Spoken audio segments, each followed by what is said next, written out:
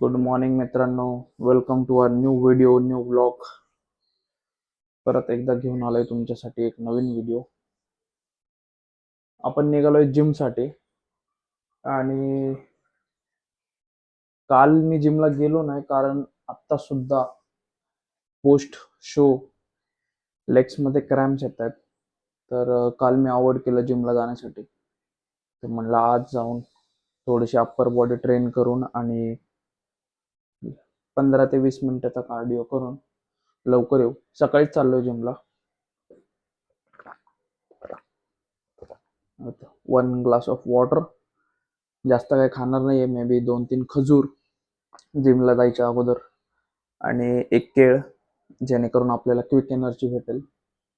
आणि काल रात्री खूप उशीर झाला होता झोपायला, कारण काल सर्व आपला एपिसोड 3 एडिट करत होतो आणि तो लवकरच आपल्या चॅनलवरती दिसेल आणि तुम्ही जाऊन तो व्हिडिओ बघू शकता की शोच्या दिवशी काय काय आम्ही करत होतो किंवा शो कसा होतो ICNचा. हा सगळा त्या व्हिडिओमध्ये तुम्हाला दिसेल. व्हिडिओ थोडासा मोठा आहे, बट शेवटपर्यंत बघा, तुम्हाला नक्की आवडेल. आज शक्यता वाटते जरा वातावरण बघून की पाऊस पडेल, आणि पडलाच पाहिजे. ऑलमोस्ट झालाय, आता पावसाचा टाइम झालाय, जेणेकरून काय होईल, जरा गरम कमी होईल. आणि जिम वरून आल्या आल्या पहिलं तर मला मेडिकलला जायला लागेल आणि इलेक्ट्रोलाइट्स आणायला लागतील. कारण काल मी सरांना मेसेज केला होता की सर माझा पाय अजून पेन करतोय, क्रॅम्प्स येत आहेत, तर हॉस्पिटलला वगैरे दाखवू का. तर सर म्हणले काही गरज नाहीये, ते खूप नॉर्मल आहे पोस्ट बॉडी बिल्डिंग शो नंतर. कारण आपल्या बॉडीमधले इलेक्ट्रोलाइट्स, सोडियम, मॅग्नेशियम्स, पोटॅशियम्स सर्व शोच्या आधी थोडंसं कमी असताना ऑटोमॅटिक जेव्हा आपण खायला चालू करतो किंवा लोड करतो, त्यामध्ये सोडियम, मॅग्नेशियम, पोटॅशियम पूर्ण वाढतं. त्या चेंजेसमुळं आपल्याला क्रॅम्प्स येणं नॉर्मल आहे. तर त्यांनी मला इलेक्ट्रोलाइट्स घ्यायला लावले. तर काल रात्री उशीर झाला म्हणून मी काही मेडिकलला गेलो नाही. तर आता जिममध्ये अप्पर बॉडी ट्रेन केल्यानंतर येतो आणि पहिलं मेडिकलला जाऊन इलेक्ट्रोलाइट्स घेतो आज दिवसभर. कारण काल मी गरम पाण्याने पण शेकलो होतं, तरी एवढा काही फरक नाहीये. सकाळी सकाळी खूप क्रॅम्प्स येतात, आणि ते पण दोन्ही पायाला येत आहेत. आता डन विथ आवर वर्कआउट, घरी निघालोय. तर घरी गेल्या गेल्या पहिला मील कंप्लीट करतो. तशी भूक लागली नाहीये, कारण आत्ता सरांनी कॅलरीज जास्त ठेवलेत म्हणून पोट भरलेलं असतं. तर पहिले तर जाऊन फ्रेश होतो आणि मार्केटलाही जायचंय, कारण थोडेसे फ्रुट्स वगैरे ते घेऊन यायचे. घरून फोन आला होता मम्मीचा की दूध घेऊन यायचंय. तर आता चाललोय दूध घ्यायला. दूध घेऊन मग जाऊया घरी, कारण मलाही आज दूध आणि ओट्स खायची इच्छा आहे.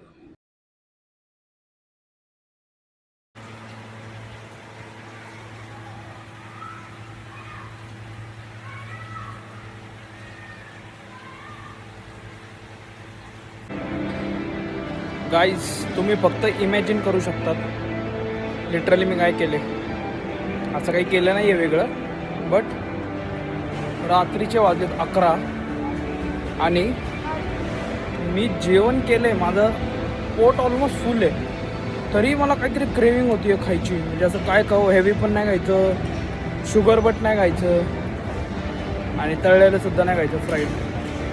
तर चालता चालता मी आलो एल प्रो मॉलमध्ये 11 वाजता, आणि विचार केला की चला जाऊया फूड कोर्टला, आणि तिथं काय ऑप्शन आहे तिथं बघूया.